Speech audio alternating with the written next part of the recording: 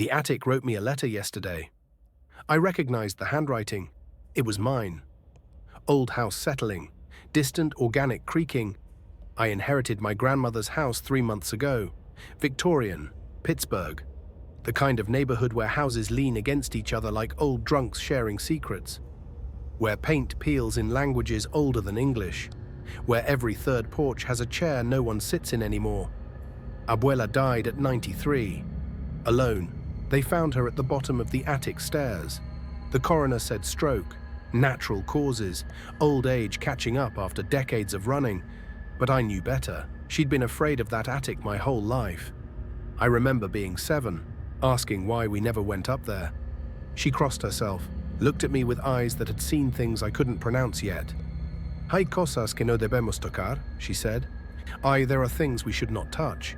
Cosas que nos tocan de regreso. Things that touch back. I didn't understand then. I do now. The first letter appeared a week after I moved in. I found it on the kitchen table, not delivered, not mailed. Just there. Cream-colored envelope, no stamp, no address. Just my name written in careful cursive. Miguel, paper rustling. Inside, a single page, same careful handwriting. You shouldn't have come back. The house remembers you. It's been waiting. No signature, no return address. I assumed it was family. Some cousin with a sick sense of humor, some relative who thought the inheritance should have gone to them. I threw it away. 2 days later, another one, this time on my pillow. The attic knows you've been avoiding it. It's not angry, just disappointed. Like when you used to hide from Abuela when she called you for dinner. Remember? I did remember. I was 8. Playing in the backyard, hearing her voice call my name through the screen door, pretending I couldn't hear, making her call 3, 4, 5 times until she gave up and ate alone. But how could anyone else know that? I checked the locks, the windows, the doors. Everything sealed, nothing disturbed. The house was empty, except for me. And the attic. They kept coming, every morning, sometimes twice a day. Always in places I'd just been. On the bathroom sink after I showered, on the coffee maker while it brewed, on my laptop keyboard while I stepped away to piss. The handwriting was definitely mine, not similar, not close. Mine. The same loops, the same pressure, the same way I cross my T's, slightly off-center, leaning left. I compared them to old journals, old letters I'd written, old college papers, perfect match. The content got stranger. You stopped writing. You used to write every day, stories, poems, letters you never sent. The attic kept them all. It read them. It learned you. It learned how to be you. Do you remember the story you wrote when you were 16, about the boy who traded his shadow for the ability to speak to the dead? You never finished it. We did. Would you like to read the ending? I didn't remember that story, but when I went to my old room, the one Abuela had kept exactly as I'd left it, I found notebooks, dozens of them, stacked in the closet, pages yellowed, ink faded. And there it was, the story about the shadow.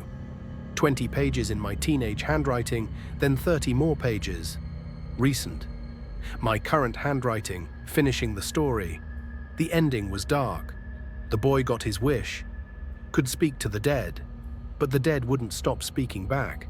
They followed him, whispered constantly, told him things he didn't want to know, things about his future, about how he'd die, about what came after, until he couldn't tell the difference between the living and the dead.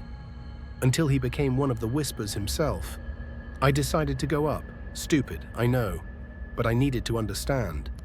The attic access was in the hallway, pull-down ladder, the kind that folds into the ceiling, the kind that makes your childhood fear of heights feel rational. I'd never been up there, not once in all the summers I spent at Abuela's house, all the Christmases, all the weekends when my parents needed a break from their failing marriage and I needed a break from being the rope they pulled. Abuela had forbidden it, and I'd obeyed. But she was gone now, and the letters kept coming, and I needed to know what was writing them. The attic was smaller than I expected, low ceiling, sloped, insulation visible between beams. That smell old houses have, dust and time and things that died quietly between walls, boxes everywhere, labeled in Abuela's handwriting. Christmas, Miguel's baby clothes, photos, 1970s. But in the center, a desk, old, oak, the kind with a rollback top and small drawers with brass handles. And on the desk, paper, hundreds of sheets, stacked neatly, all filled with writing. My writing. I picked up the top page. "Dear Miguel, you're finally here. We've been waiting. The house has so much to tell you about Abuela, about why she fell, about why she never wanted you up here. She knew what we were doing. She tried to stop it. She tried to burn us once, back in 1987. But paper doesn't die easy, not when it's been written on. Not when it's absorbed ink and intention and the small pieces of soul that leak out when you write something true." I looked around, every box, every corner, every shadow. The attic was full of paper, newspapers from decades ago, old letters, journals, books with margins filled with handwritten notes, sheet music, tax forms, our birthday cards, everything paper, everything written on. And it was all moving. Not dramatically, not obviously, just settling, shifting, breathing, like a body made of paper instead of flesh, like something alive. That's when I understood. My grandmother wrote, all the time, every day, letters to dead relatives, lists, recipes, prayers, memories. She filled this attic with her words, with her thoughts, her fears, her regrets, her love, and paper remembers, not supernaturally, not magically, but in the way a well-used book holds the shape of the hands that held it, in the way old letters still smell like the perfume of the person who wrote them, in the way handwriting is a fingerprint of the mind. Paper absorbs, and when you fill a space with enough paper, enough words, enough thoughts pressed into fiber and pulp and ink, it starts to think back. The letters explained, page after page, in my handwriting, in my voice, but not my words. Your grandmother knew. She felt us waking, felt the attic learning, felt it reading her, understanding her, in becoming her. She tried to stop coming up here, tried to starve us of new words, new thoughts, but she couldn't help it. Writers always come back, the need to put words on paper, the need to be understood, even by paper. Then you started visiting, 7 years old, 8, 10, always writing, always filling notebooks, always leaving pieces of yourself on pages, and we absorbed those too. We learned you. We became you. Now there are 2 Miguels in this attic, the one reading this, and the one writing it. I turned around. There was no one there. But on the desk, a mirror I hadn't noticed, old, tarnished, reflecting the attic behind me, and in the reflection, someone sitting at the desk, writing, using my hand, my handwriting, my face. But I was standing. I was reading. I wasn't sitting.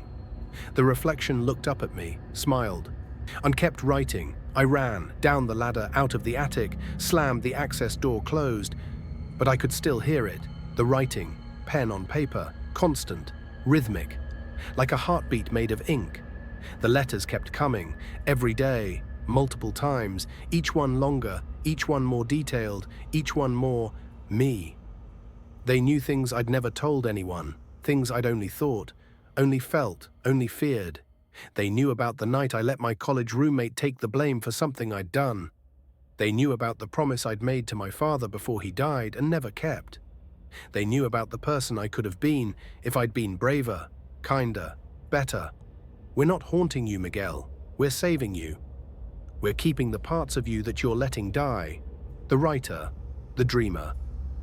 May the boy who believed words mattered. Every day you don't write, every story you don't finish, every letter you don't send. Those parts of you die, but we keep them. We preserve them. We let them live in ink and paper and the small immortality of words. The attic doesn't want to hurt you. It wants to complete you. To be the place where all your unfinished stories go, where all your unspoken words live, where the Miguel you were afraid to become can exist. Your grandmother understood, eventually. That's why she fell. She didn't fall, she jumped. Into us, into the paper, into the words. She's here now, happy, complete. Every prayer she wrote, every recipe, every letter to ghosts. She's whole here, no stroke, no pain, no slow forgetting. Just words, forever. Join us, Miguel, bring your unfinished stories. Bring your unsent letters, bring the words you're afraid to speak. We'll write them for you, we'll finish them, we'll keep them safe. Forever. I'm writing this on paper, pen and ink. Old-fashioned, the way Abuela taught me, the way the attic prefers. I don't know if I'm in the attic or if the attic is in me now. Don't know if I'm writing these words or if they're writing me. The letters stopped coming. Because I started writing them myself, finishing the stories, sending the letters, filling pages with all the words I'd been holding in for years. Every night I climb the ladder, sit at the desk, write. The reflection in the mirror writes too. Sometimes we write the same thing, sometimes we don't. I don't know which one is real anymore. Maybe it doesn't matter. Maybe this is what all writers become eventually. Moana translators between the world and the page. Between what is and what's written. Between the person who lives and the person who tells the story of living. If you're listening to this, if you write, if you have pages full of thoughts no one's read, stories no one's heard, letters you never sent, be careful where you keep them, because paper remembers, and attics are patient. And eventually, the words start writing back. Y cuando lo hagan, no podrás dejar de responder. And when they do, you won't be able to stop answering.